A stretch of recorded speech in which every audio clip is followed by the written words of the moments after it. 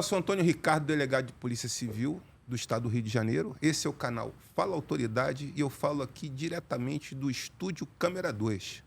E hoje eu vou conversar com uma delegada experiente na Polícia Civil do Rio de Janeiro, com 23 anos de casa, no combate à violência doméstica. Hoje eu converso com a delegada Aurean Miranda, que é minha colega de turma, e me dá a honra de participar aqui do nosso canal. Muito obrigado por você aceitar o convite. E eu queria já começar falando do trabalho que você vem desenvolvendo atualmente na DEAN Centro. Ela é delegada da Delegacia Especial de Atendimento à Mulher do Centro do Rio de Janeiro, tem uma área enorme e 1000 demandas, e está sempre aí na mídia, combatendo a violência doméstica, defendendo as mulheres de medidas de enfrentamento à violência doméstica. Muito obrigado, tá? Eu é que agradeço, meu parceiro de turma. Estamos sempre juntos aí nessa luta, cada um com as suas demandas, né, no exercício da nossa função. Todos nós sabemos que o mês de agosto, especialmente no dia 7 de agosto, é o mês de aniversário da Lei Maria da Penha. A história da Maria da Penha, eu acho que todo mundo já conhece um pouco. Uma mulher que sofreu uma tentativa de homicídio, 2 tentativas de homicídio por parte do seu companheiro. A justiça demorou sobremaneira para resolver aquilo, mas em função mesmo de toda a estrutura que a gente tem naquela época no processo penal. Para encurtar a história, os crimes aconteceram na década de 80 e ele saiu pela porta da frente com uma pena ridícula nos anos 90, final dos anos 90. Isso provocou uma comoção social muito grande, porque a gente já tinha um caldeirão propício a isso. Porque não sei se vocês lembram, você também, Antônio Ricardo, essa luta veio desde os anos 70, quando teve o assassinato da Ângela Diniz. Aquilo provocou uma comoção muito grande, em especial pela maneira como a vítima foi tratada, onde se defendeu ali a legítima defesa da honra, que recentemente o STF baniu essa coisa esdrúxula do nosso sistema. Então, existia ali um caldeirão muito propício de comoção social, de movimento das feministas, do próprio movimento de mulheres, de partidos políticos. O Brasil tinha se compromissado em alguns tratados internacionais, sobretudo na Convenção de Belém do Pará, ocorrida em 99, onde ali ele foi signatário de criar políticas públicas de enfrentamento e nada fez, se manteve inerte. Então, esse caldeirão e essa movimentação política, social, levou essa demanda da Maria da Penha até a Organização dos Estados Americanos. E, pela primeira vez, se reconheceu a violência contra a mulher como uma grave violação aos direitos humanos. Então, foi em que pese o Brasil ter sido repreendido e ele criar as políticas públicas nesse sentido, foi de extrema importância essa nova perspectiva de você... qualquer tipo de violência contra a mulher, violência de gênero, é uma violação dos direitos humanos. Interessantíssima aí a sua explanação, esse desenvolvimento aí dessa lei, né, que hoje tem uma série de medidas protetivas para a mulher. Eu já atuei em todos os departamentos da Polícia Civil, não fui ainda no Departamento de Proteção às Mulheres, mas já fui titular de unidades que tinham núcleos de combate à violência doméstica, como, por exemplo, Itaboraí, que eu fui delegado titular um bom período, e lá nós tínhamos um setor dentro da nossa estrutura administrativa que era o setor que apurava só a violência doméstica. E hoje, como é que está essa atuação da Polícia Civil no enfrentamento à violência doméstica? Como é que está o dia a dia? Como é que é essa rotina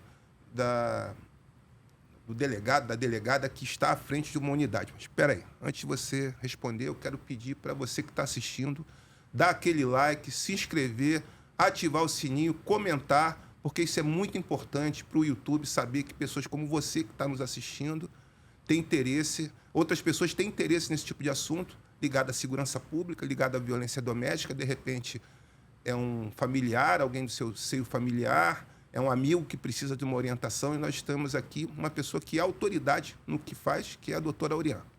Por favor. Num primeiro momento, é importante que se diga que a gente vive num patriarcado onde, falando assim, um breve relato, né?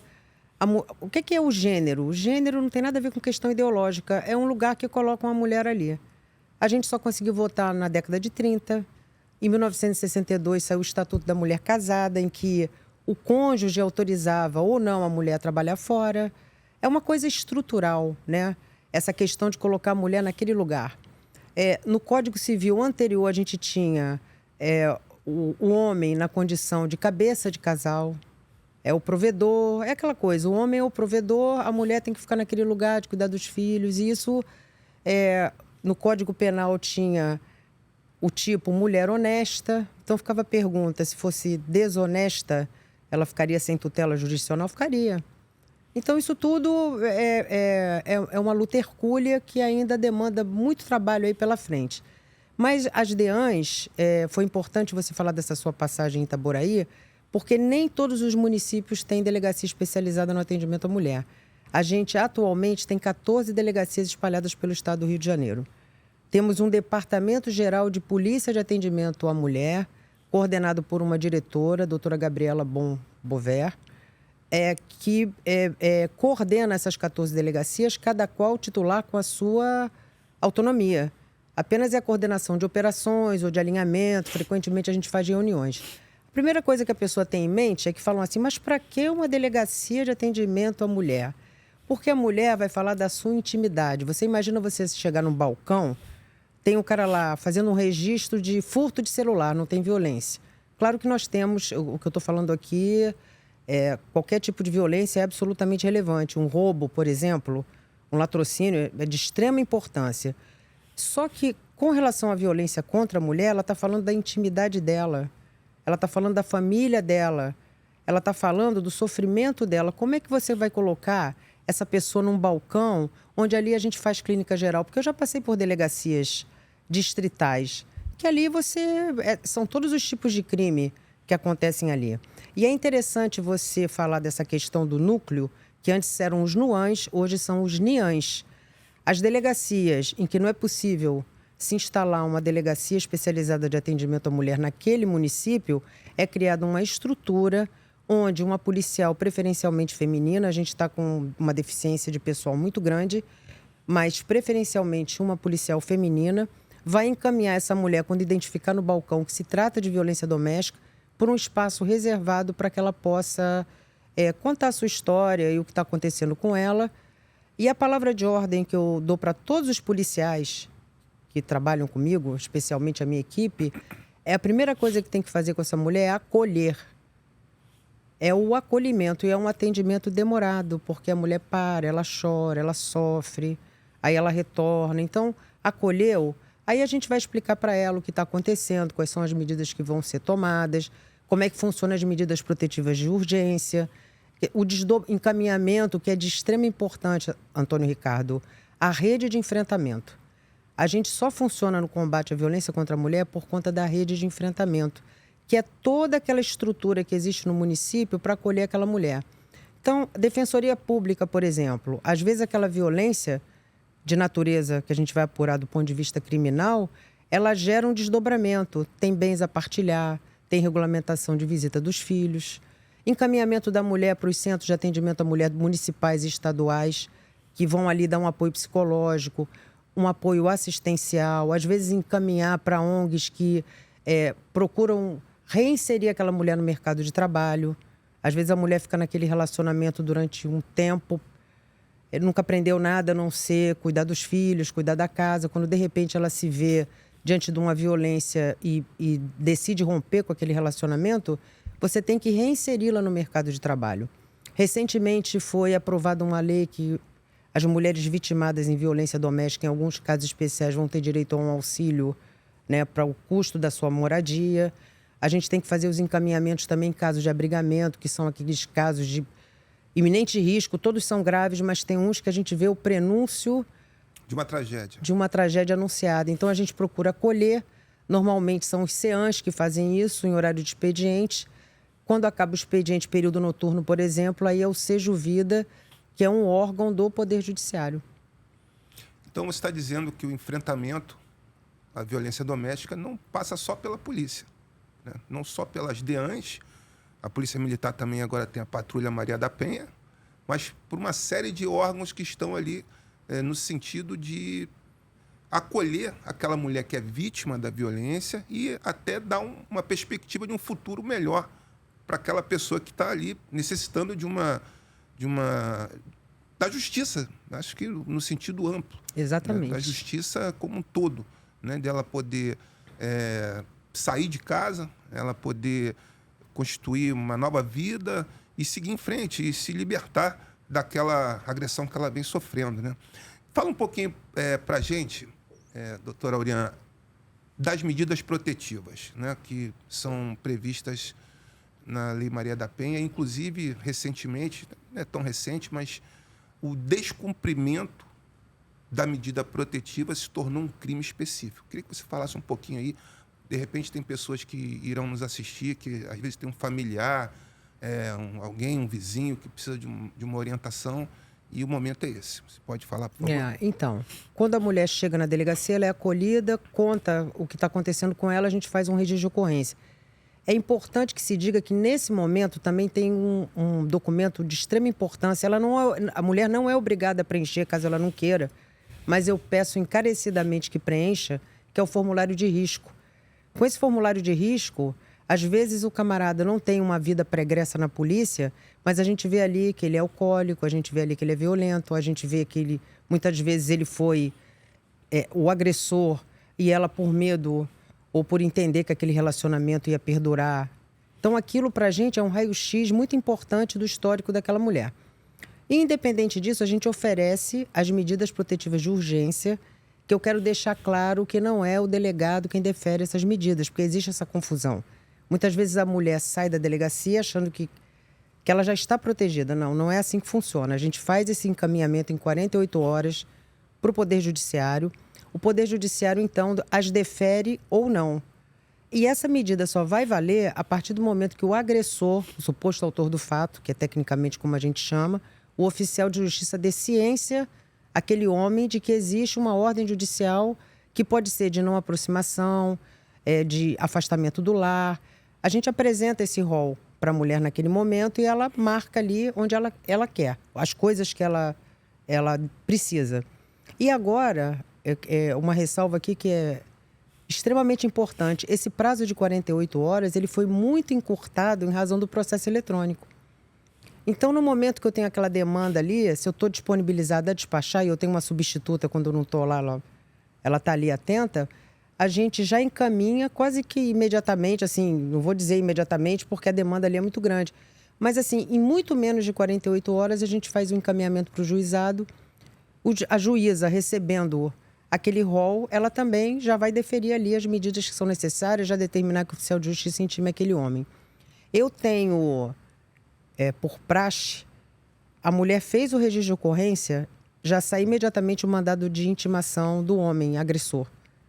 Isso agiliza o trabalho e muitas vezes eu destaco o pessoal, o RAS, né?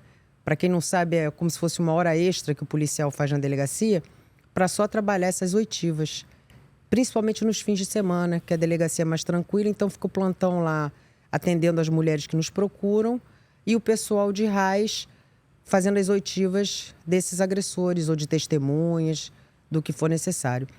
Quanto ao descumprimento, o doutor Antônio Ricardo sabe, e quem é operador do direito sabe, que a prisão no Brasil é medida excepcionalíssima. As pessoas acham que não, mas é medida excepcionalíssima. E o legislador excepcionou essa regra, colocando o descumprimento de medida protetiva como sendo uma das formas da gente representar pela prisão preventiva daquele agressor. No entanto, eu também vou pedir encarecidamente às mulheres, quando chegarem lá, porque ele descumpriu a medida, tinha uma medida em vigor, ele tinha ciência, ele se aproximou de mim. Claro que a palavra da mulher, num contexto de violência doméstica, tem extrema importância porque acontece no recesso do lar. Muitas vezes é só um casal. Mas procura ver se tem uma testemunha, se for em via pública, ver direitinho o local onde é, porque aí eu peço as imagens daquela via pública. Se puder gravar, se fez por telefone, quando o juiz fala não comunicação, é não comunicação mesmo, por e-mail, WhatsApp, o que for. Então, printa a tela, guarda aquela tela e me leva, porque eu só consigo fazer uma representação exitosa, onde o juiz me concede aquela prisão, se além da palavra da mulher eu tivesse um mínimo, não precisa muita coisa, é um mínimo. Então eu peço, porque muitas vão assim, descumpriu a medida, posteriormente eu trago provas e não volta. E aí eu não tenho como desdobrar aquela situação. É importante aí, para esses casos de violência doméstica, mas crime em geral, que a pessoa que tem interesse ali naquela investigação, ela guarde as evidências, que são as provas, é exatamente o que você está falando. Então, para você tomar uma atitude, você precisa de ter evidências, porque senão aquela medida inicial, aquela medida protetiva, eventualmente deferida pelo juiz, que foi encaminhada pela delegacia de polícia, como, por exemplo, não se aproximar da mulher, ela acaba se tornando ineficaz, porque não tem evidências para que comprove realmente que houve a violência e aquela pessoa, aquela mulher está necessitando realmente de uma medida protetiva de urgência. Como a própria lei fala, é de urgência. Então, se não for urgente, ela pode sofrer um mal maior. Não é isso? Uhum. Isso é muito importante. Essa questão de me trazer um mínimo de elementos, além da sua palavra, que eu quero voltar a ressaltar aqui. A palavra da mulher na violência doméstica é de suma importância, porque os crimes dessa natureza ocorrem no recesso do lar. Então, dificilmente vai ter um indício, né? A gente vai ouvir as testemunhas indiretas. O que são testemunhas indiretas? Por exemplo, e outra coisa, aprendam que em briga de marido e mulher deve se meter a colher sim. Você tem como falar um pouco mais sobre isso? Inclusive, existe uma lei, né, que nos condomínios é importante que o vizinho que presenciar alguma violência doméstica, ele pode fazer essa comunicação, pode acionar as forças policiais.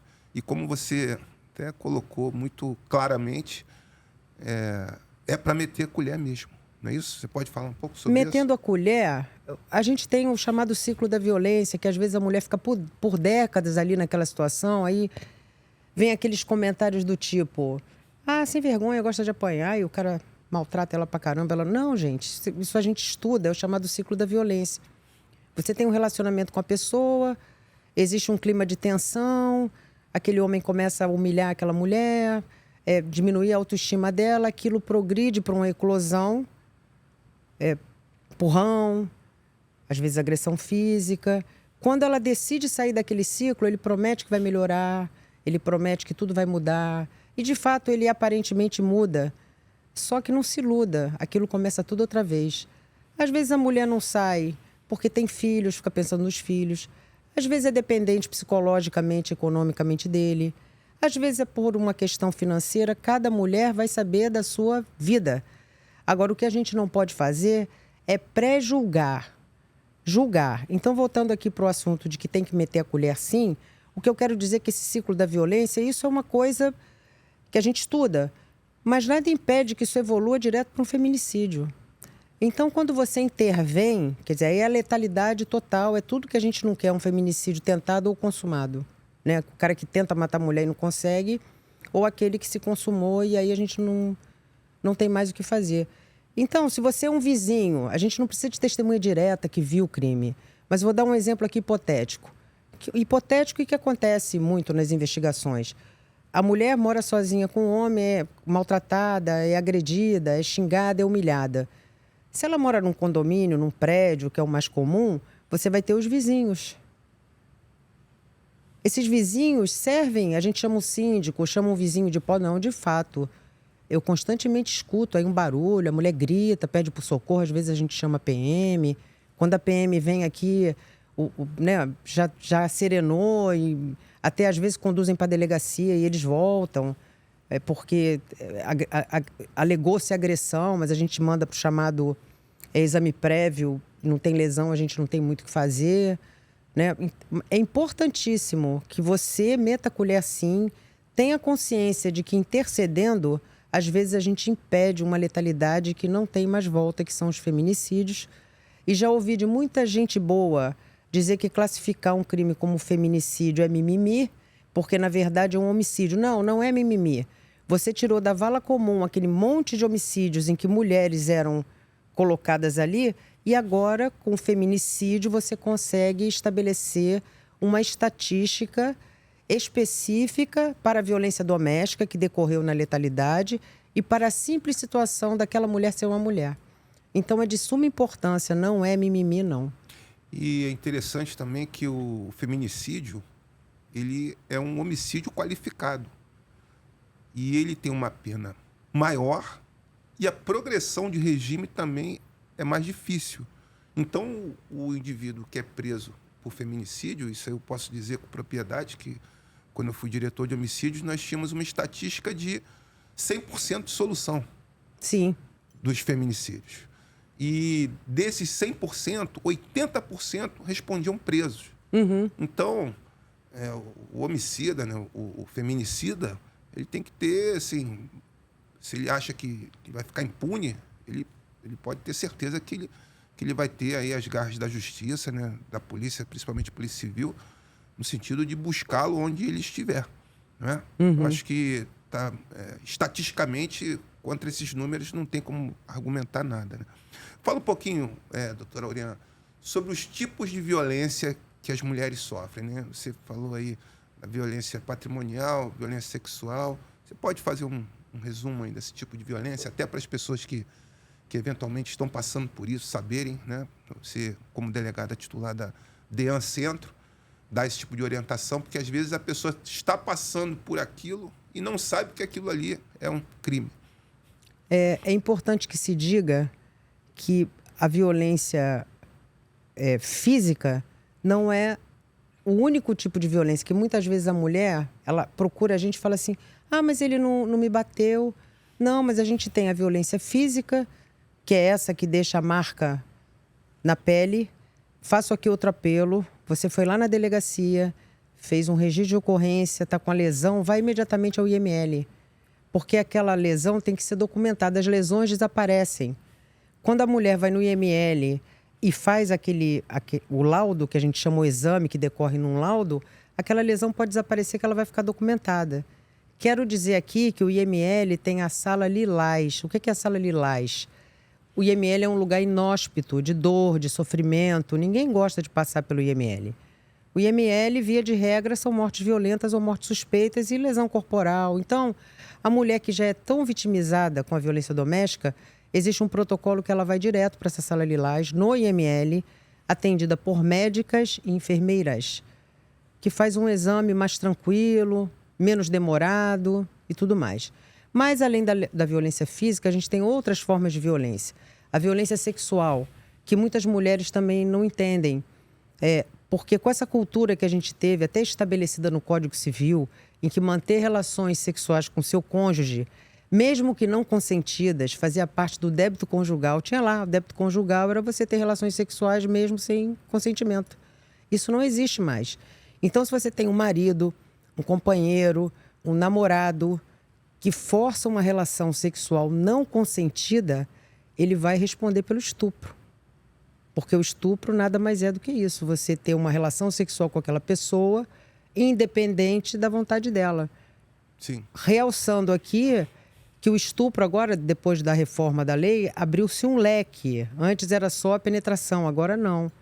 Dependendo daquele ato libidinoso, isso vai dar margem a um crime de estupro, que é gravíssimo. Embebedou a mulher aí na balada. É namorada, embebedou... Estou falando de relações em que existe um link de o namoro, né? Embebedou a namorada, levou para casa, teve relação sexual com essa mulher, ela em condições de não oferecer resistência, a gente vai entrar num crime mais grave, que é o estupro de vulnerável, porque aquela mulher não tem nem como manifestar a sua não vontade no ato sexual. Violência patrimonial, que está bem na moda com a internet, né? Tive alguns casos, a mulher começa ou no Tinder, ou no Facebook, ou no Instagram, a estabelecer um relacionamento pelas redes sociais, né? Virtual.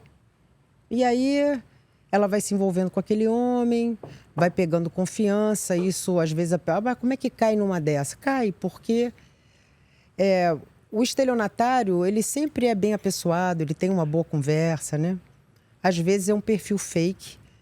A mulher se envolve com aquele homem de tal forma que ela começa a mandar dinheiro para ele. Isso em crimes virtuais. Mas também pode ser aquele relacionamento em que o homem fica ali naquela situação de casamento, de namoro, o que for, porque viu que é uma pessoa que tem uma condição e ele não tem. Ele usa de violência psicológica, que é outra modalidade, e fica ali naquele relacionamento apenas com a intenção de extrair o dinheiro daquela mulher. Aí pega os cartões de crédito dela, os cartões de débito. Ah, mas como é que pode? Isso pode, isso existe. E não isso é comum no teu dia a dia é muito comum. É muito comum. Muito. O homem se apropriar dos cartões das mulheres e... Muito comum. No caso, o dinheiro que é dela, ela tem que pedir para ele... Exato. Para dar o dinheiro da sua subsistência. Exato. Isso é comum. Muito comum. Porque ele usa da outra modalidade, que é a violência psicológica. A violência psicológica é aquela violência que vai destruindo a sua autoestima, a sua vontade, a sua percepção sobre o que está acontecendo, né? Então, olha, se você não ficar comigo, você não vai arrumar ninguém não, porque você é feia, porque você é velha, porque você é gorda. E aí a mulher vai... É engraçado, assim, engraçado que eu digo é trágico. Quando você entrevista uma mulher dessa, o quão humilhada ela está. Assim, que você vai ouvir, o policial vai ouvir, tem que se interromper o tempo inteiro a narrativa dela, porque ela está tão massacrada por esse tipo de violência...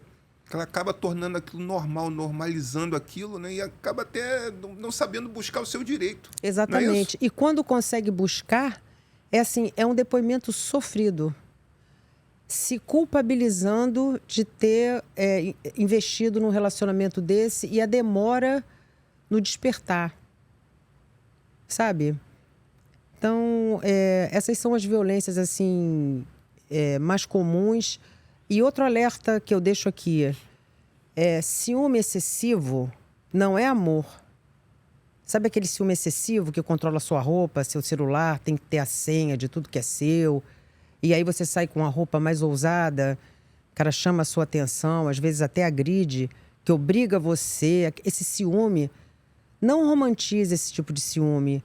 Não romantize o controlador que isola você da sua família, dos seus amigos. Porque a tendência é isolar aquela mulher para que aquela mulher fique cada vez mais refém daquele relacionamento e que os amigos não percebam ali o que está acontecendo. Então, assim, ao menor sinal, se conselho fosse bom, não se dava, né? Se vendia. Mas eu vou dar de qualquer forma. Ao menor sinal, nos procure. Nem que seja para tirar dúvidas. Porque... Importante, muito importante. Nem que seja para tirar dúvidas. Nos procure. Ou procure... os centros de atendimento à mulher do seu município, do seu estado, procure a Defensoria Pública, que também é parceira da rede, procure a delegacia, para que a gente possa orientar, porque às vezes a mulher não consegue enxergar aquela relação de violência, né? E eu acho importante também destacar, você está falando da DEAN, mas a mulher vítima de violência, ela pode ser atendida em qualquer unidade da Polícia Civil. Evidentemente, quando ela é atendida na DEAN, ela tem um atendimento todo diferenciado, como você colocou, tem uma sala reservada, é atendida por mulheres, o encaminhamento no IML, que você falou, às vezes a pessoa que está nos assistindo, ela não sabe o que é o IML, é um instituto médico legal que tem o seu corpo com peritos legistas e técnicos de necrópsia, em geral, e quando uma pessoa é agredida, quando uma mulher é vítima de uma agressão, o legista é que vai materializar aquela lesão, ou seja, vai fazer um laudo em cima do que ele está vendo naquela pessoa. Isso é imprescindível na investigação, porque o Código de Processo Penal, o que diz? Quando a infração penal deixar vestígios, ou seja, deixou uma lesão, é imprescindível o laudo confeccionado por peritos. Então, realmente é muito importante esse imediatismo na busca das forças policiais, especialmente as DEANs, para que essa investigação ela tome rumo e realmente siga no sentido de ser concluída com êxito entenda-se quando se identifica o autor e também a materialidade que é feita pelo laudo pericial. Não é isso? Exatamente. E fala aí uma prisão que você fez recentemente de um indivíduo com 32 passagens pela polícia. Como é que você vê isso como delegada de polícia, como uma pessoa que está ali no fronte e que uma mulher vem, te procura com uma necessidade, uma carência, aí você vai ver o autor é uma pessoa, um criminoso quanto mais, com 32 anotações criminais. Como é que você vê isso? Qual é a sua visão? São 32 passagens graves, roubo majorado, diversas passagens pelo tráfico, receptação de arma de fogo, daquela maneira assim, quanto mais que repetitiva, reiterada. Em que pese esse homem ter 32 passagens pela polícia, ele entrou na progressão de regime. Para quem não sabe, conforme aquela pessoa vai pagando a pena, né, aquilo vai diluindo até ele cumprir totalmente a sua pena. Ele estava no regime semiaberto. Semiaberto, ele sai para trabalhar e volta para dormir. Você voltou para dormir? Nem eu. Então, ele tinha um vulgo de... Não vou me recordar agora, enfim, alguma coisa do fogueteiro, né? Então, assim, ele vivia num lugar muito complexo para a gente ir. Quero dizer aqui que se a polícia tiver aqui, ela vai. Só que a gente, nada, você sabe disso, tudo é feito com um planejamento absurdo. Então, tem efeito colateral, porque na comunidade mora gente de bem. Então, eu comecei a pesquisá-lo, isso foi durante meses, para que ele desse, né, algum momento ele vai sair daquele bunker. E fizemos várias investidas sem sucesso. Até que a gente tinha a possibilidade dele ir num shopping da Zona Norte. E foi uma prisão clean, sem efeito colateral nenhum, cirúrgica. E aí a gente deu uma resposta, né? Que você é traficante do Chapadão, mas a gente te encontra. E é muito importante que se diga aqui, recentemente eu participei de uma roda de conversa numa ONG muito bacana com mulheres de comunidade. Roda de conversa, para quem não sabe, não é palestra. Você senta ali e começa a trocar ideias, dúvidas e tudo mais. E uma determinada senhora de uma determinada comunidade, que era agredida pelo marido, se pronunciou e falou assim: olha, quero dizer que o tráfico resolveu o problema que eu estava tendo ali, porque ele era meu amigo. Traficante não é amigo de ninguém. Disse isso a ela. E tive que ser dura e dizer para ela: a senhora tem filhos? Tenho. A senhora tem filha? Tenho. Em que idade? 17 anos. Cuidado para essa conta não ser cobrada. Então, o alerta que fica aqui, não pense que o traficante é seu amigo, porque ele não é amigo de ninguém. Ele é um negociante de drogas ilícitas. Então, assim, fica aqui o alerta, procure o Estado. Talvez esse seja um atalho, mas é um atalho muito complicado e que as pessoas têm que ter consciência de que naquele momento houve uma resolução, mas a fatura sempre chega. E é interessante que você colocou, por exemplo, a pessoa teve uma desavença com um vizinho e o traficante ou miliciano, que hoje em dia são bem parecidos, até fisicamente, né? Toma a decisão de matar aquela pessoa, de sumir com aquela pessoa, por conta daquela demanda que ele recebeu. E essa pessoa, né, se esse caso for à frente, for investigado, ela também responderá pelo homicídio. Sim, muito bem colocado. É uma situação bem temerária, porque, como você colocou muito bem, o traficante ele não tem compromisso com nada, com ninguém. Só tem compromisso com ele mesmo, com a liberdade dele e com o seu negócio. E cumprir lá as regras de quem manda nele. Não está preocupado com mais nada, né? Se a lei diz isso ou aquilo, para ele é indiferente. Ele está ali, vai continuar fazendo o que ele quer. Muitas vezes ele tem a mulher como um objeto, né? Você sabe muito bem disso. Sim. E trata ela como tal, não trata ela com o devido respeito. E acaba achando que, por ele, às vezes, ser uma liderança do crime, ele acha que vai ficar impune. E é interessante, né, que ele, quando saiu ali do seu reduto, acabou sendo capturado e preso, né? Vai ficar mais um tempo preso, não levando desassossego da sociedade, né? Porque uma pessoa com 32 anotações criminais, ele certamente não vai mudar. Importante que se diga, todas zeradas. Ele foi preso por uma representação oriunda da DEAN Centro. Ele foi preso por violência doméstica. Ele não estava foragido em nenhuma dessas 32 passagens. Ou seja, é traficante, assaltante e tinha 32 anotações criminais e está lá, ó, na viatura da DEAN Rio. Os parabéns, viu? Exatamente. Esse tipo de imagem aí é muito emblemática, porque, como se foi colocado, é um indivíduo que vive encastelado no mundo do crime, vive ali ligado aos criminosos que ele tem como parceiros, né? E acha que vai poder fazer o que quiser, mas aí, ó, o que aconteceu com ele? E fica aqui o recado. Eu até citei esse exemplo para essa senhora dessa comunidade. E fica aqui o recado. Vou repetir de novo. As 32 passagens estavam zeradas. Ele foi preso por violência doméstica. Isso é muito importante que se diga aqui. Para quem diz que não dá em nada. E você sabe que de vez em quando eu dou umas aulinhas particulares de Maria da Penha para determinados agressores contumazes, né? É importantíssimo, né? Sento doutrinar com ele essas pessoas para e eles falo, saberem olha, como é que funciona a lei. Isso não é brincadeira, né? Assim, quando eu vejo que é uma coisa assim, isso não é brincadeira. A gente tem aqui Maria da Penha, uma legislação. O senhor está aqui, ó, foi notificado da medida protetiva de urgência, o senhor não pode se aproximar, o senhor não pode fazer isso, não pode fazer aquilo. Alguns entendem, outros não e tentam a sorte. Quando tenta a sorte, a gente vai lá, representa pela preventiva. Peço às mulheres que levem um mínimo, né, de um mínimo para eu poder respaldar a palavra dela.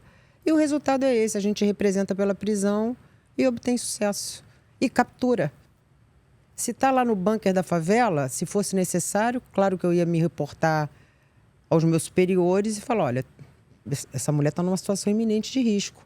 Mas eu fui por um caminho que, felizmente, foi cirúrgico e a gente conseguiu o êxito na missão, que era capturar esse camarada aí. Então, é importante também destacar e salientar o seguinte, como a doutora Oriana colocou, o indivíduo, por estar numa região dominada pelo crime organizado, aquilo ali não é passe para ele ficar impune, não. Se for necessário, as polícias farão operações policiais para pegar aquela pessoa, para prender aquela pessoa.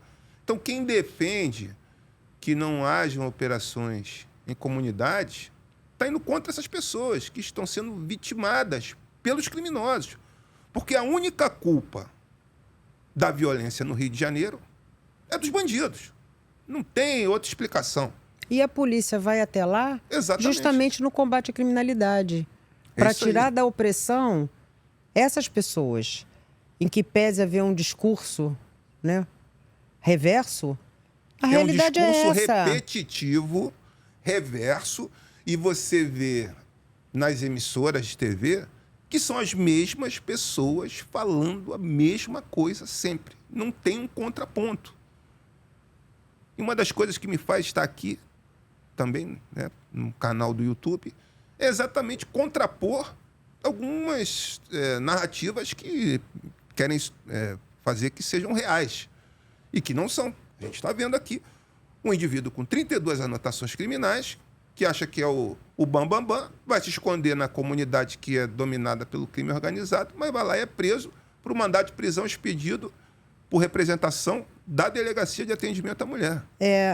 E aí, esse traficante não teve uma justiça para a mulher que ele oprimia, né? Sim. Como no outro caso que eu mencionei. Então, é importante que se diga isso também. Traficante não é amigo de ninguém. Oprimiu uma mulher, como ele era do tráfico, aquela mulher continuou oprimida. E aí não adianta que a gente vai resolver. Se eu não conseguisse dessa forma, que já era a terceira tentativa e eu tinha feito um acordo comigo mesma, se essa última, porque a mulher está em risco muito grave. Eu falei, se essa daí não der certo, eu já vou acionar a doutora Gabriela, que é do DGPAM, para que a gente juntas possa fazer uma operação envolvendo a CEPOL para a captura desse homem. E é engraçado, eu li um livro, não sei se você já teve a oportunidade de ler, Comando Vermelho, do Carlos Amorim. Recomendo muito esse livro, que é muito interessante. E antes aqui de você chegar, a gente estava batendo papo, arrumando aqui o estúdio, e uma passagem desse livro é uma apreensão que teve em um presídio no Rio de Janeiro. Uma apreensão no sistema penitenciário. Uma carta datilografada na época. E o cabeçalho é o seguinte: Manual do Bom Bandido. Como se bandido fosse bom. Mas tem ali 12 itens. E um deles, quem escreveu isso, né, tinha um mínimo de raciocínio, de inteligência. O que ele disse? Nunca subestime o Estado. Que é exatamente o que você está falando. Não é porque você é uma delegacia de atendimento à mulher que você vai deixar de ir no Chapadão ou em qualquer lugar. Porque, na minha opinião, isso é soberania do Estado. Não pode ter um lugar em uma cidade como o Rio de Janeiro que a gente tenha que pedir autorização para um criminoso para poder acessar as dependências daquele lugar, aquela localidade. Isso não existe. A mensagem que fica é que não há lugar em que a gente não vá. Quando for para combater a criminalidade, não há lugar que a Polícia Civil não vá. Exatamente. E é isso que não adianta oprimir, porque a pessoa que está oprimida ali naquela comunidade, ela não tem voz. Ela tem voz se for para representar os interesses de quem comanda aquilo ali. Ela não tem voz de chegar e dizer... Eu tive um caso muito emblemático, que eu não era nem... Você vê o grau de perversidade desses caras. Eu não era nem ainda... Isso tem muitos anos. Eu estava na 78DP, que é o Fonseca. Entrou uma menina pedindo socorro, que a mãe dela tinha sido sequestrada pelos traficantes. Eu fui lá com a Core. Foi assim... A gente ocupou a favela. Moral da história. A mulher foi incinerada no micro-ondas. Para quem não sabe o que é micro-ondas, você bota aquele monte de pneu. Infelizmente, eu cheguei a destempo de salvar aquela vida. E depois, na investigação, levantei, tá? Tudo levantado. Inclusive com pedido de prisão. Depois eu fui transferida e aquilo deve ter tido uma conclusão satisfatória. Fui pesquisar se algum dia na vida ela tinha postos, porque ela foi condenada desta forma, acusada de ser X9. Fui investigar. Naquela época tinha assistente social e sempre tinha um protocolozinho. Ela foi lá fazer um registro de extravio de documento. Que isso, que loucura. Para quem está nos assistindo e não sabe o que é X9, que a doutora Oriana falou, é o informante da polícia. É aquela pessoa que passa informações para a polícia. Então, no caso que ela comentou, essa mulher, ela foi acusada de ser X9, ou seja, informante da polícia, e acabou pagando com a própria vida, sendo colocada em pneus e tacaram fogo nos pneus aí com o corpo dela junto. Então teve um fim trágico, né? E, na verdade, ela não era X9. Ela ingressou nas dependências da delegacia para registrar que teve um documento extraviado e quando a pessoa faz esse registro de extravio de documento, ela vai no órgão responsável e consegue a segunda via do seu documento sem custos. Então, assim, ou seja, certamente alguém observou ela entrando na delegacia. Exato. E o que ela foi fazer lá? Ela foi passar informações Exatamente. nossas aqui para os policiais. Exatamente. E não era nada disso. Não. Não era nada disso. Não. A gente deu a resposta imediata, tentou de todas as formas correr contra o tempo para poder entrar com segurança. Isso foi na favela do Castro. Mas, infelizmente, a gente não conseguiu. Seria quase que uma missão impossível, né? No momento que a menina entrou ali, até ela se deslocar, chegar na delegacia, eu reuni a equipe. Mas acho que o importante é ter iniciativa. E a resposta. Ter iniciativa. E a resposta qual foi? Quem participou vai responder preso. Ou vai ficar foragido. Todas as autorias levantadas. Então, isso é muito importante, porque a vida não tem como voltar. Porém, aquela família vai ter um conforto de saber que aquele caso não passou impune e quem cometeu o crime vai ter que se explicar depois com a justiça e pagar pelo que fez. É um caso muito pesado, mas que eu tinha que pontuar aqui para que se acabe com essa romantização do traficante, das verdadeiras colônias que eles fazem de impunidade e para se refugiar naquele lugar. Não tem como, né? O Estado ter que se curvar diante de tanta atrocidade. Esquece isso, não né? Não tem como. Esquece tem como. isso. E certamente esse sujeito aí, ele não leu o livro. Ele não leu o livro. Subestimou o Estado. Né? Quando o Estado se mostra presente, vai lá e diz, espera aí, você não vai matar. Nós estamos aqui para salvar essa pessoa. Aí vai mostrar toda a força que o Estado tem que mostrar. Né? Como eu disse anteriormente, a soberania do Estado. Uhum.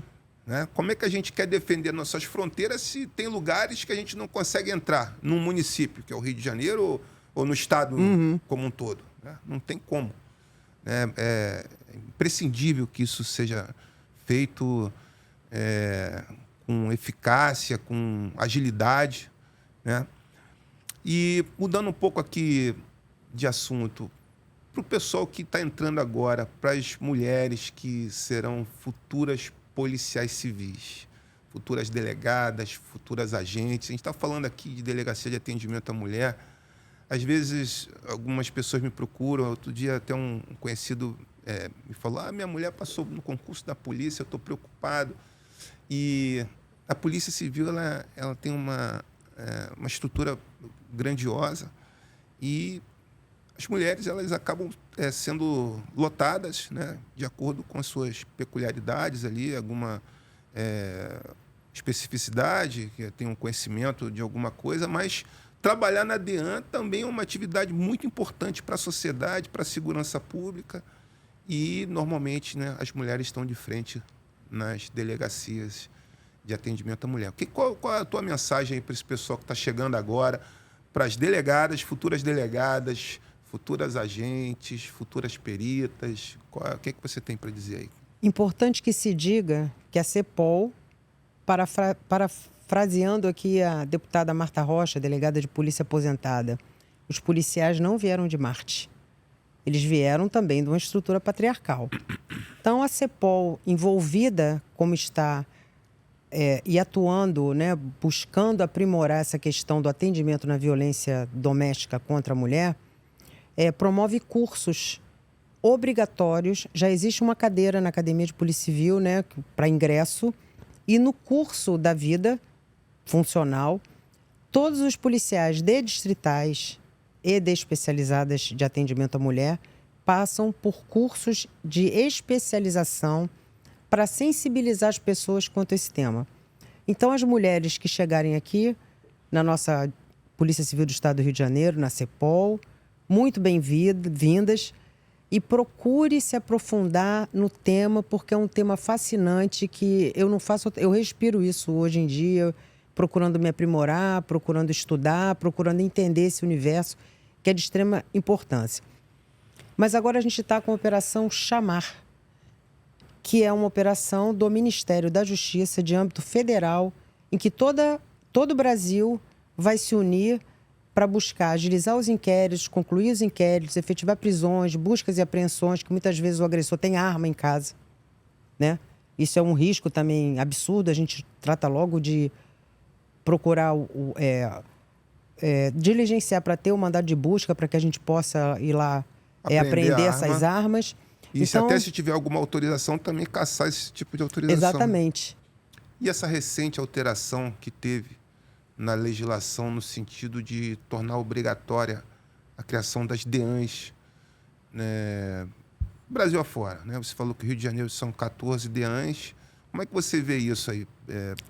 Nas outras unidades, nós sabemos que as polícias civis Brasil afora estão bem sucateadas e, evidentemente, que, no meu ponto de vista, é uma iniciativa boa, porém, sem efetivo, a gente não vai ter efetividade. Né? Então, qual é a sua opinião nesse sentido? Não sei os outros estados da federação, mas aqui no Rio de Janeiro existe um protocolo que envolve o número de habitantes do município. Existe um caminho a se trilhar para que uma DEAN seja instalada. Interessante. Ponto. Uma coisa que me preocupa muito, não nesse caso em específico, mas de uma forma geral, é a inflação legislativa. Você cria legislações praticamente inexequíveis. Não me peça para dar exemplo, nós temos muitos aí, não só na área da violência doméstica, né? Então, assim, não adianta só você criar uma lei se você não consegue executá-la. E eu acho que o legislador tem que parar para pensar sobre isso. Particularmente no nosso caso, na Polícia Civil do Rio de Janeiro, nós estamos com uma defasagem enorme de policiais. Eu tenho estudado bastante e existe uma lei em vigor no Rio de Janeiro, a Lei 699, de 83, que previa cerca de 18 mil policiais civis em 1983.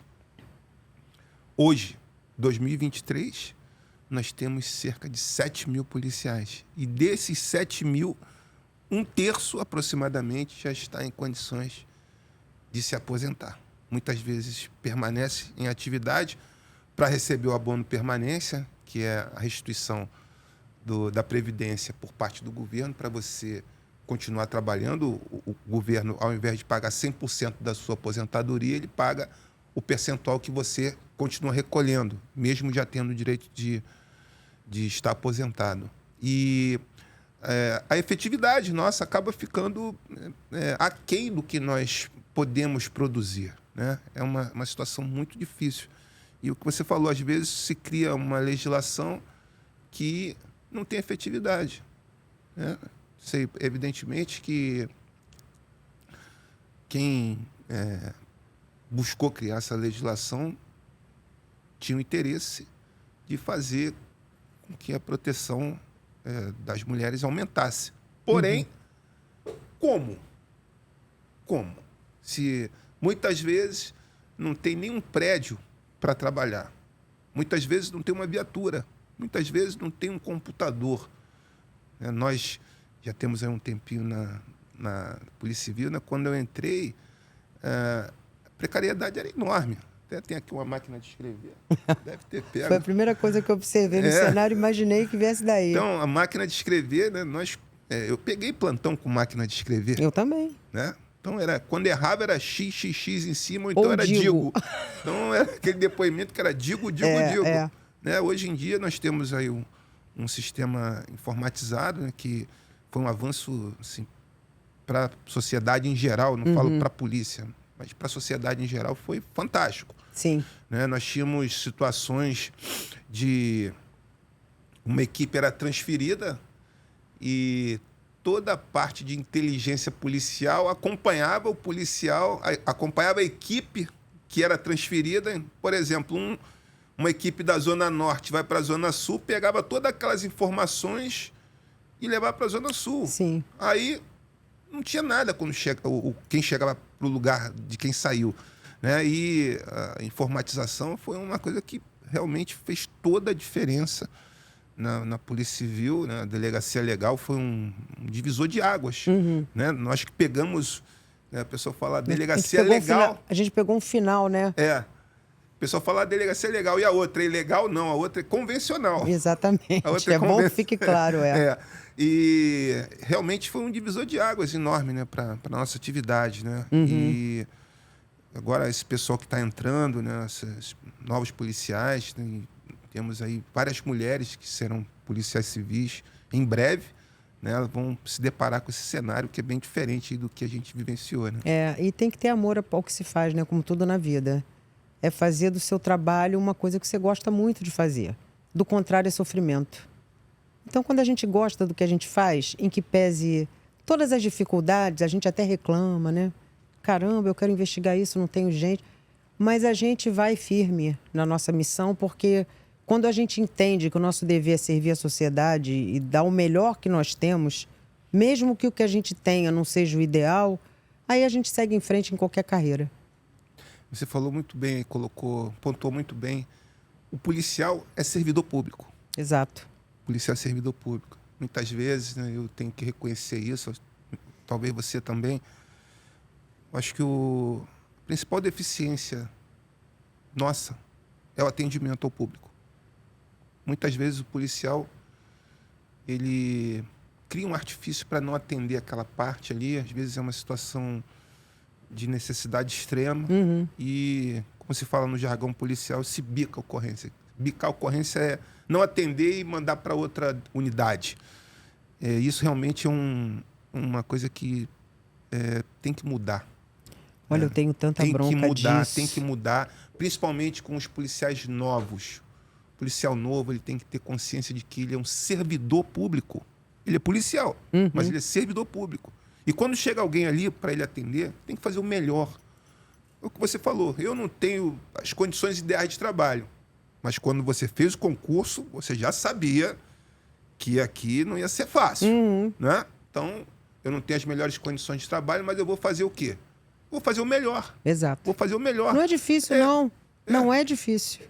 Engraçado que outro dia eu vi na internet rolando dinâmica dos fatos, né? Que quando a ocorrência chega na delegacia, aí tem lá, né? Dinâmica dos fatos, onde ocorreu, quem testemunhou, horário e tal.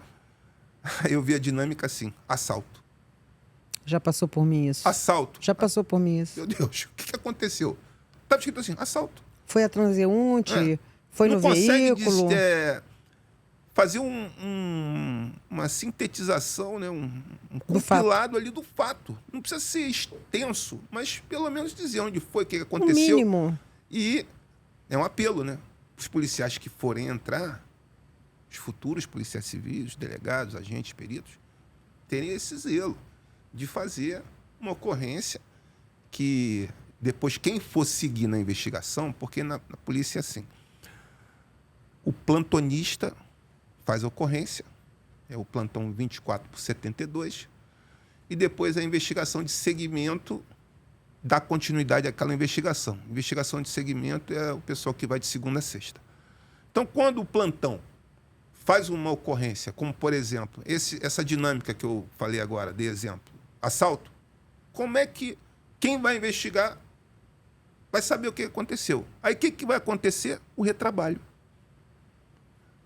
O policial da investigação, da continuidade da investigação, ele vai ter que ligar para a vítima, perguntar tudo de novo, e a vítima já foi, vou ser redundante aqui, mas já foi vitimada pela violência e outro cuidado para quem já está no barco e está entrando.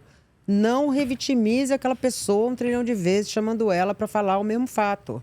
Eu oriento os meus policiais, sobretudo em crimes de natureza sexual.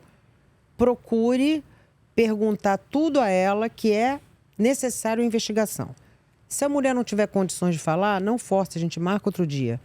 Mas, esqueci de perguntar isso, aí chama aquela pessoa de novo.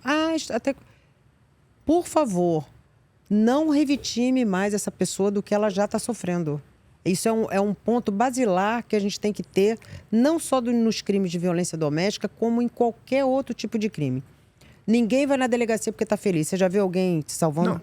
Salvo os loucos de todos os gêneros. Sim. Ninguém vai a uma delegacia, eu estou tão feliz, vou dar um rolê lá na delegacia. Isso não existe, gente. Quem vai na delegacia está numa situação limite.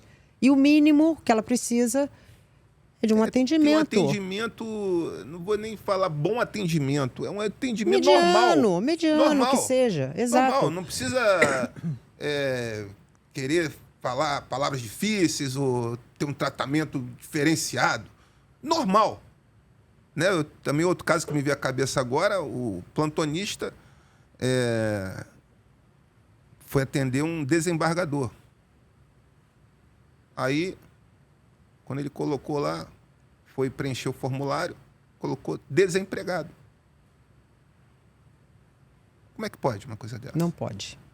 Aí o desembargador ficou chateado, com toda a razão. Com toda a razão. Com toda a razão. Como é que bota ele como desempregado? Isso é aquela coisa, você está fazendo ali sem a menor preocupação, comprometimento com nada. Tipo assim, eu quero me livrar daquele negócio. Eu vou te dizer uma coisa. A DEAN, por resolução, não pode investigar crime patrimonial. Salvo o estelionato sentimental. Investigar não significa não registrar, né? Então, a ordem que eles têm lá. Uma mulher foi vítima de roubo de sequestro relâmpago, que isso é um caso concreto. A garota sofreu até uma pessoa conhecida, sofreu um sequestro relâmpago, que a gente chama, na área da Urca, e rodaram com ela com o carro, deixaram ela em frente à Dean Centro. Não é razoável que de madrugada, numa área como a Lapa, ou seja lá em que delegacia você estiver, o policial olhe para você e fale assim: não posso investigar crimes contra o patrimônio que tem uma resolução. Dirija-se à 5ª DP, que é a mais próxima. É absurdo, né? Não faça isso. Então, isso eu estou falando de um caso concreto que eles fizeram, consoante a minha determinação, minha orientação, e eu conversei com eles. Tá vendo? Imagina se a filha de vocês, a mãe de vocês, uma irmã de vocês, sofre um sequestro relâmpago, sofre uma violência. É engraçado que você falou isso aí. Imagina se fosse um pai, uma mãe, parente seu. Tem um chefe de polícia que nós tivemos que ele falou isso uma vez numa palestra e eu nunca mais esqueci isso. É basicamente aquela história. Você gostaria que fizesse isso contigo? Você que está atendendo. Você gostaria de que fizesse isso contigo? Ah, mas eu estou de madrugada, estou cansado, não dormi, meu dia foi péssimo, meu filho tirou uma nota ruim, minha mulher brigou comigo em casa, a conta está atrasada. Não pode levar aquele tipo de problema para o dia a dia da tua rotina de trabalho. E você tem uma boa... Olha, eu já tirei plantão na minha vida, plantão, você sabe disso, plantão com 6 delegacias, assim, a área mais violenta. Se eu estou disposta a isso, descanse os seus dias de repouso e volte para ficar efetivamente lá sentado resolvendo o problema. Porque é para isso que a gente é pago.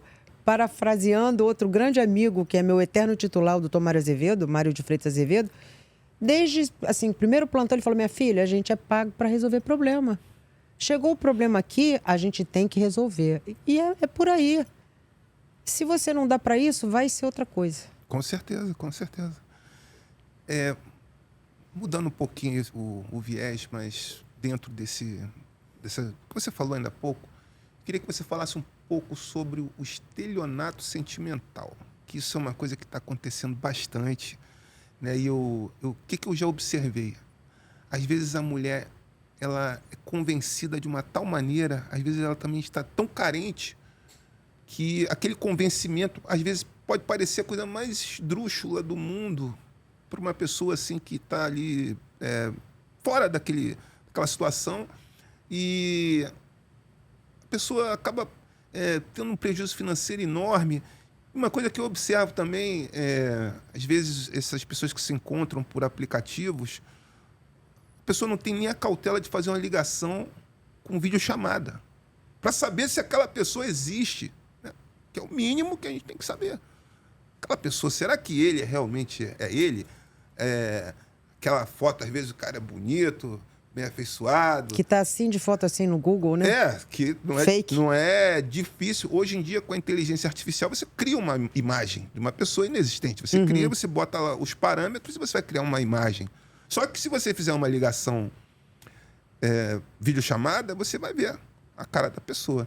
Fala um pouquinho disso aí, que isso é uma coisa que está muito em voga aí, de repente é de interesse aí das pessoas. O estelionato sentimental, assim, é atinente à violência doméstica.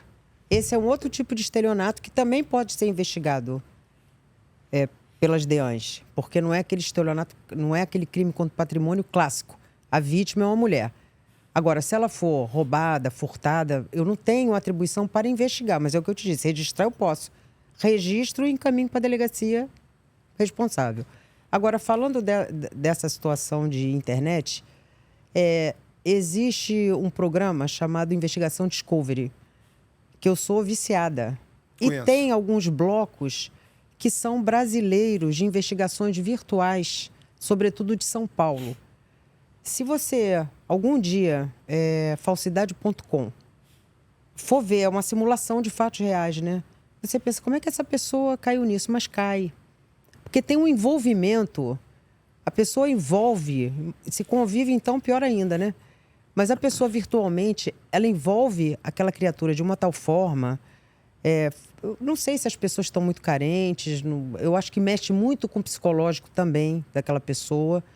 E eu tive a oportunidade de ver um desses seriados que a amiga fala para ela: amiga, o cara tá te dando golpe. Ele, no caso, seria de outro país lá que ele criou.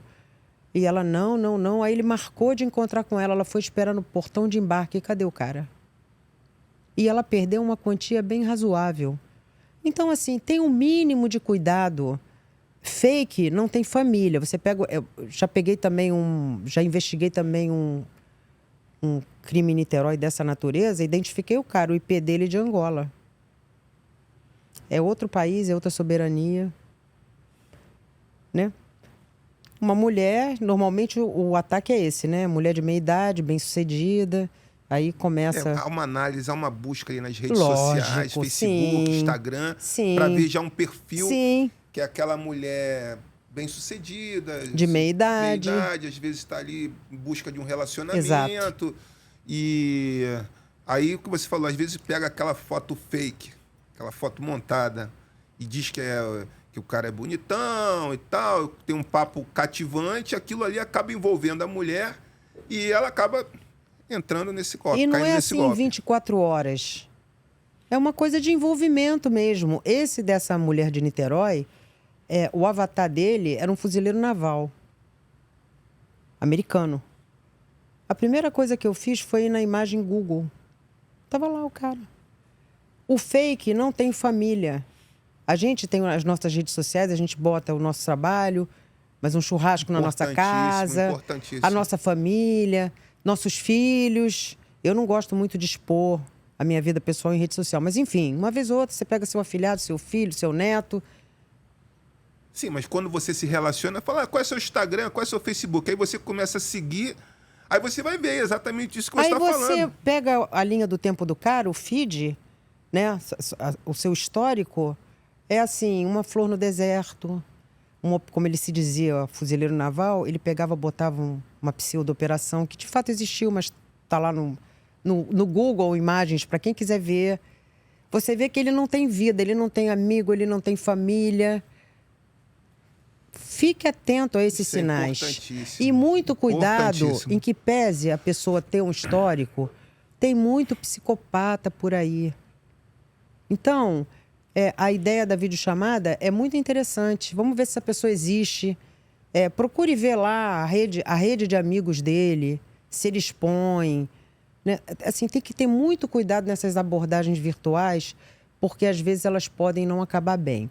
Ah, mas eu conheci meu marido, estou há 30 anos com ele, conheci no Orkut, deu certo, sim, mas estatisticamente para sei lá quantos milhões que de fato dão certo. É uma estatística pequena diante desse universo. Né? Isso. Então, assim, vê lá, todo fake não tem família, não tem amigo, não tem filho, não tem ninguém. São paisagens, coisas aleatórias, o mar. Mas não aparece ele assim com a família dele, com a mãe dele, com o irmão, não tem. Desafio alguém a achar um fake que tenha, se tiver uma família fake, que você vai sacar que não tem nada a ver com ele. Importantíssima a tua dica. Né? A pessoa, às vezes, está carente ali naquela necessidade de se relacionar com alguém e acaba caindo num golpe aí. Às vezes, o prejuízo depois é uma coisa absurda. Né? A gente tem visto aí na mídia prejuízo de milhares de reais, né? As pessoas pegam empréstimo, ficam pagando a vida inteira por uma pessoa inexistente, alimentando uma relação que não é uma relação sadia, normal. É uma relação onde uma parte está somente interessada em ter vantagem financeira. Né? Agora vamos imaginar um relacionamento físico presencial. Aquele homem que se aproxima daquela mulher, o perfil é sempre esse que eu te falei, né? Aí no início se apaixona. Quando ele vê que tem aquele relacionamento na mão, ele começa a tomar de assalto assim, os cartões, fazer empréstimos no nome daquela mulher. E é um caminho difícil de você recuperar o patrimônio que você perdeu e recuperar o seu emocional também. É porque a pessoa está envolvida emocionalmente, ela não consegue enxergar a verdade, o que você falou ainda há pouco. A amiga está falando, olha, você está caindo num golpe, e a pessoa não consegue enxergar. A ficha dela só caiu quando ela ficou no portão. Isso é uma simulação de um fato real, né? Porque a investigação Discovery trabalha dessa forma. A ficha dela só caiu quando ela verificou que o voo que ele disse que vinha, que agora eu não vou me recordar, não era aquele portão. E aí ela foi, tô no portão errado. Não tinha voo. E aí, quando ela voltou para questionar, ele já desapareceu. Já tinha levado a grana, Isso. já tinha conseguido obter vantagem ilícita e deixou a mulher para trás. Normalmente são de outros países. Cada país tem a sua soberania. A gente não, né? Cada país tem um exercício da sua soberania dentro do seu território nacional. Como é que eu vou poder ingressar? Posso, né? A gente tem instrumento legal para isso. Manda uma carta rogatória, né? Que são intimações para outro país, para tentar por aquilo, uma legislação diferente, uma soberania diferente. Complicado. É bem complexo. Não é impossível, mas é bem complexo e é difícil. Muito complexo. Difícil, né? Porque, como você falou, soberania de outro país. Às vezes vão pela Deep Web, que é o submundo da internet, né? Normalmente é por aí que eles vêm. Incrível, né? Como é que isso está proliferando, assim, geral, né? Acho que o delito virtual, né, até já está estatisticamente comprovado, no estelionato já superou o roubo e o furto. É impressionante. Né? Hoje, pelo menos é o que eu penso, ao invés do criminoso ir para a rua disputar, ter que fazer um empréstimo na boca de fumo da arma e depois ter que pagar uma parte do que ele conseguiu roubar e colocar a vida dele em risco numa troca de tiro com policiais ou, eventualmente, a vítima anda armada, pode ser um CAC ou algo parecido e perder a vida. Porque o criminoso, o marginal, esse que vive aí no dia a dia, só teme a vida dele. Não respeita ninguém. Não tem mãe, filho, mulher, nada. Vou mais longe, hein? Às vezes, cheio de droga na cabeça, Até a vida nem dele. a própria vida se respeita. O vida louca, né? Tá ali para matar ou para morrer. Então, é muito louco, né? E eu acho que é um pouco de leniência da legislação, no sentido de que essas pessoas continuem assim cometendo crimes sem punição, né? Principalmente o estelionato, né? Que está crescendo assustadoramente. E atenção, todo estelionatário, até os presenciais, são simpáticos, articulados, bem apessoados, muitas vezes sofisticados, porque a especialidade dele é essa. É chegar naquela pessoa causando uma boa impressão, porque ele tem boa aparência, né? Ele ostenta um status que muitas vezes ele não tem, mas ele enxerga aquilo como um investimento. Sim, com certeza. Então leva a mulher para... Assim, o que ele tem vai dar para aquele jantar e o resto ele vai se virar. Por exemplo, ele na rede social percebe que ela tem afinidade por animais. Aí ele só vai falar. Exatamente. O gato, o cachorro, Exatamente. Adoro o cachorro, adoro o gato e tal. Aí ela tem afinidade por viagens. Fala, não, eu já viajei o mundo inteiro, conheço, ele vai pesquisa o lugar, aí tem assunto para conversar. Sim. Né? E acaba convencendo aquela pessoa ali a ser... A rede social é o melhor caminho para quem quer aplicar esse tipo de golpe, principalmente para quem deixa as suas redes escancaradas. Trave a sua rede. Mas eu quero um relacionamento. Então vá para uma rede social que tem por objetivo que você procura. Instagram, essas redes sociais, eu aconselho a trancar. Procure evitar foto de filho. Você está sendo muito radical. Sim, estou. É uma exposição, eu diria, desnecessária. Exato. A não ser quando a pessoa é o perfil profissional, vai colocar as Sim, atividades okay. profissionais. Mas quando você coloca ali tua vida social ali publicamente, você está à mercê da criminalidade. E deixa completamente aberta, né? Você não restringe aquilo aos seus amigos. Sim, sim. Você deixa aquele perfil aberto. Interessante, me veio à cabeça aqui um caso que eu participei na época que eu fui diretor de homicídios, que aquele escritório do crime, que é um grupo criminoso que ficou muito em evidência há uns tempos atrás, eles planejaram uma execução. Eles conseguiram obter informações através das redes sociais da vítima e descobriram um trajeto que ele iria fazer. E o que aconteceu? A vítima iria numa festa com a família, com a mulher e a filha. Só que ele desistiu. E o carro estava sendo monitorado. E quando os criminosos chegaram, né, quando os matadores de aluguel chegaram, eles cercaram o carro, renderam o carro e não dispararam, não mataram. Por quê? Porque a vítima não estava no carro. Então, o grau de, entre aspas, profissionalismo deles é uma coisa acima do normal. Que se é um criminoso mais dia a dia aí, sem muito critério, ele ia metralhar o carro, ia fuzilar o carro, ia matar todo mundo. Né? E o alvo não estava ali. E o alvo não estava ali. Mas por quê? Porque se exibia nas redes sociais. Essas colocações, às vezes, nas redes sociais de eventos sociais, aquilo ali acaba gerando uma certa, talvez, cobiça por parte de criminosos. Certamente.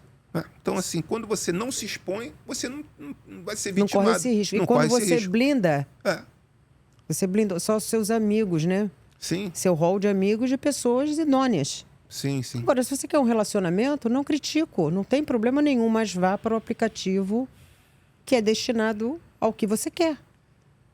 Porque eu entendo que pelas redes sociais tradicionais, você deixar seu perfil completamente aberto, à mercê de qualquer consulta, é extremamente perigoso. Isso em várias vertentes. Né? Sim. Várias vertentes. Você pode ser vitimado aí por várias situações, né? Desde um roubo, um sequestro relâmpago. Sequestro do seu filho. Sequestro do filho. Pedofilia. Pedofilia, exatamente.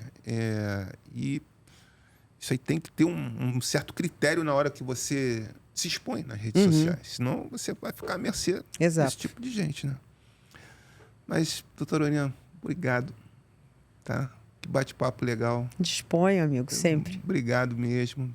Eu espero que quem vai nos assistir aí no YouTube possa ter aí uma informação relevante aí de várias situações que você falou, de violência doméstica, medidas protetivas, estelionato sentimental, como funciona uma DEAN, as futuras policiais, o que elas vão se deparar, principalmente aquelas que vão trabalhar nas DEANs. Então, isso aí é muito importante aí para a sociedade, para todos em geral, né? Às vezes a gente tem um parente, um amigo, um familiar, um vizinho que está passando por esse tipo de situação de dificuldade e com a sua orientação aí, certamente ela vai tomar uma providência adequada para o caso que se vier a acontecer. E meta a colher. E meta a colher, né? Isso é uma lei. Isso já é um mantra. Meta a colher. Está em vigor e é importantíssimo, né, que a sociedade participe aí e ajude a combater a violência doméstica, né? Por favor, faça suas considerações finais. As minhas considerações finais é tudo que eu já disse. E em caso de dúvida, nos procure. Estou sofrendo isso do meu namorado. Será que isso é só ciúme?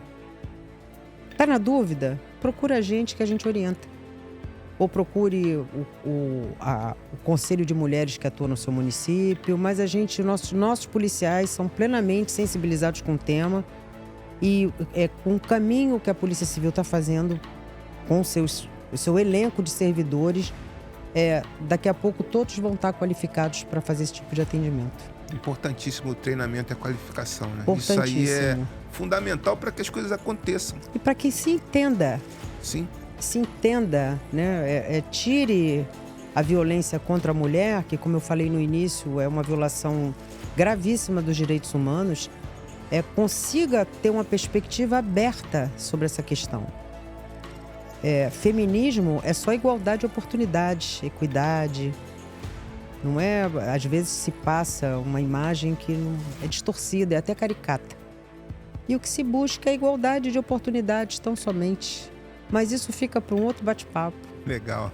Obrigado, tá? Obrigadão. Eu espero que você, no seu dia a dia lá na DEAN Centro, consiga alcançar seus objetivos, principalmente retire de circulação esses criminosos aí que acham que podem bater nas mulheres, muitas vezes, como a imagem que a gente viu aqui, por ser integrante de uma facção criminosa acha que nunca vai ser... Intocável. Vai ficar para sempre ali com aquela impunidade ao seu lado. Não é verdade. Exato. Né? Valeu. Obrigado. Obrigada, eu é que agradeço. Obrigado.